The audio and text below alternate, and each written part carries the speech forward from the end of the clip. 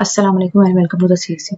आज हम binary search की टाइम कॉम्प्लेक्सिटी को एनालाइज करेंगे और साथ साथ इसकी स्पेस कॉम्प्लेक्सिटी भी देखेंगे। टाइम कॉम्प्लेक्सिटी को एनालाइज करने के लिए मैंने कंसीडर किया है कि मेरे पास एक अरे है जिसका साइज 8 है।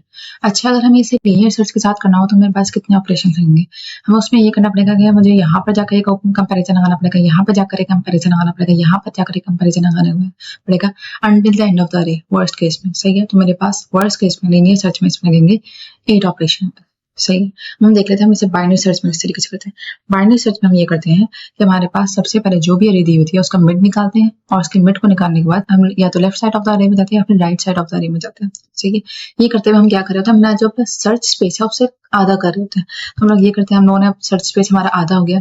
अब इसमें भी हम यही काम करेंगे, हम लोग क्या करेंगे कि इसका मिड निकालेंगे, मिड से कंपेयर करेंगे, या तो हम लेफ्ट साइड ऑफ द अरे में जाएंगे या फिर हम लोग राइट साइड ऑफ द अरे में जाएंगे। हम लोग राइट साइड ऑफ द अरे में जाते हैं, सही है। फिर ये वाले अरे आगे, इस पे भी हम वही काम करेंगे, मिड निकालेंगे और हम लोग राइट या लेफ्ट साइड ऑफ द अरे में जाएंगे। और लास्ट केस में हमारे पास क्या होगा कि हमारे पास अरे का साइज 1 हो जाएगा। ये वो वाला केस होगा जब हमारे पास स्टार्ट एंड के इक्वल हो। तो इस केस में हमारे पास कितने कंपैरिजन लगे, एक कंपैरिजन मुझे यहाँ पे मिड से कंपेयर करने में लगा है, एक कंपैरिजन मुझे यहाँ वाले मिड से कंपेयर करने में लगा है, एक कंपैरिजन मुझे यहाँ वाले मिड से कंपेयर करने में लगा है और एक कंपैरिजन मुझे लास्ट वाले मिड के एलिमेंट को कंपेयर करने में लगा है। तो टोटल मुझे कितने कंपैरिजन लगे हैं, 1 2 3 4 कंपैरिजन।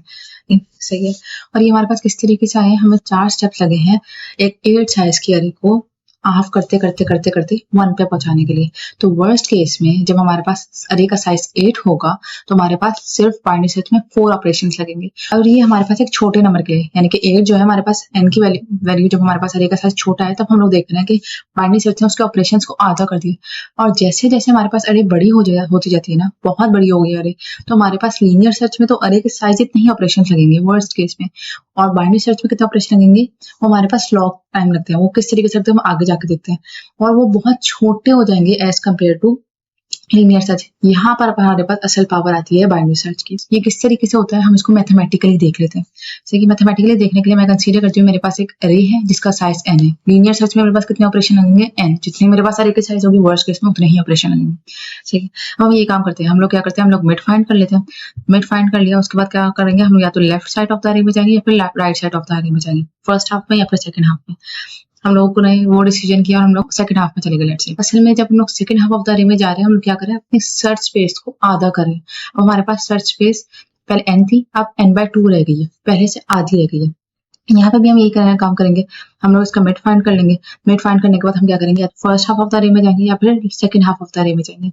और उसके बाद जो भी डिसीजन बनेगा उसके बेसिस पे हम लोग अपने अरे को और आधा कर लेंगे। सही है, अब ये वाला हमारे पास आ गया, ये हमारे पास अब n/4 है, ये हाफ है n/2 का। सही है, जो जितने पहले ऑपरेशन थे, जितनी मेरे पास सर्च स्पेस पहली थी उससे आधी हो गई है। अगले स्टेप में देखते हैं, अगले स्टेप में भी हमारे पास ये चीज हो रही है कि हमारे पास मिड फाइंड करना है। मिड फाइंड करने के बाद हम लोगों ने क्या करना है, लेफ्ट हाफ ऑफ द अरे में जाना है या फिर राइट हाफ ऑफ द अरे में जाना है। हम लोगों ने वही काम करना है। हम लोगों ने ये काम तब तक करते रहना है जब तक हमारे पास अरे का साइज 1 नहीं हो जाता, या फिर हमारे पास सर्च पे सिर्फ एक एलिमेंट नहीं रहती थी। ये कौन सा केस होता है, हम लोगों ने पीछे भी डिस्कस किया, जब हमारे पास end is equal to start हो जाता है। जब तक हमारे पास सर्च पे सिर्फ 1 एलिमेंट नहीं रहती थी, हम लोगों ने ये काम कंटिन्यू रखना है। सही है, अब हमारे पास इसकी फिर टाइम कॉम्प्लेक्सिटी क्या आएगी, उन्होंने पीछे भी देखा था, जितनी दफा मेरे पास एंड डिवाइड हो रहा था, जितनी दफा मेरे पास 8 डिवाइड हो रहा था, उतने ही हमारे पास स्टेप्स बन रहे थे। तो उन्होंने इसकी टाइम कॉम्प्लेक्सिटी निकालने के लिए total number of steps count करने हैं 1 n से लेकर 1 तक पहुंचने के लिए। यानी कि मैं कितनी दफा n को डिवाइड करूंगी कि मेरे पास 1 आ जाएगा। मैं कंसीडर करती हूँ कि मुझे k स्टेप्स लगे हैं n से 1 तक पहुंचने के लिए। हम लोग ये कह सकते हैं कि हमारे पास जो टाइम कॉम्प्लेक्सिटी है वो इसकी k है। k किस तरीके से, फिर से देख लेते हैं कि हम लोग को n को 1 तक पहुंचाने के लिए k स्टेप्स लगेंगे, तो इस वजह से हमारे पास टाइम कॉम्प्लेक्सिटी k है। ठीक है, हम लोग को इस k की वैल्यू फाइंड करनी है। इस k की वैल्यू को किस तरीके से फाइंड करेंगे, उसके लिए हम इस पार्ट को एनालाइज करते हैं। हम लोग क्या n को इस तरीके से लिख सकते हैं, n/2⁻0। हाँ लिख सकते हैं, क्योंकि 2⁻0 1 होता है। क्या मैं n/2 को इस तरीके से लिख सकती हूँ, हाँ लिख सकते हैं। 2⁻1 लिख सकते हैं हम लोग। n/4 को हम इस तरीके से लिख सकते हैं, n/8 को हम इस तरीके से लिख सकते हैं, सो ऑन। हमारे पास k स्टेप लग रहे हैं n को 1 करने में, तो हम लोग 1 को इस तरीके से लिख सकते हैं, n/2 कि हमारे पास k स्टेप लगेंगे n को 1 करने में। अब यहाँ से हम टाइम कॉम्प्लेक्सिटी कैलकुलेट करना स्टार्ट करते हैं। लास्ट स्टेप को देखते हैं और से हम लोग ये वाली स्टेटमेंट लिख सकते हैं कि 1 = n/2 टूरिस्ट बार के हम क्या वैसे इस तरीके से लिख सकती हूँ? हाँ लिख सकती हूँ। मैंने सिर्फ ये किया कि यहाँ पे जो मेरे पास टूरिस्ट बार के डिवाइड हो रहा था मैंने वहां पे जाकर उसे मल्टीप्लाई कर दिया। सही है।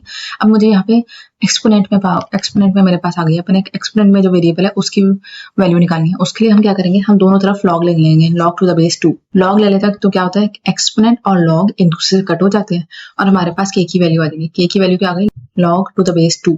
सही है। अब हमारे पास ये जो log टू द बेस 2 है, हम इसको log to the base n भी लिख सकते हैं, क्योंकि हमारे पास बेस में 2 हो, 3 हो, 4 हो, हमें कोई फर्क नहीं पड़ता, हमारे पास चीजें सेम ही रहती हैं। अगर हमारे पास बाइनरी सर्च के बजाय हमारे पास ट्रायंगल सर्च होती, यानी कि हमारे पास 2 हम हाफ करने के बजाय 3 हाफ कर रहे होते, तब भी हमारे पास टाइम कॉम्प्लेक्सिटी यही आ रही होती।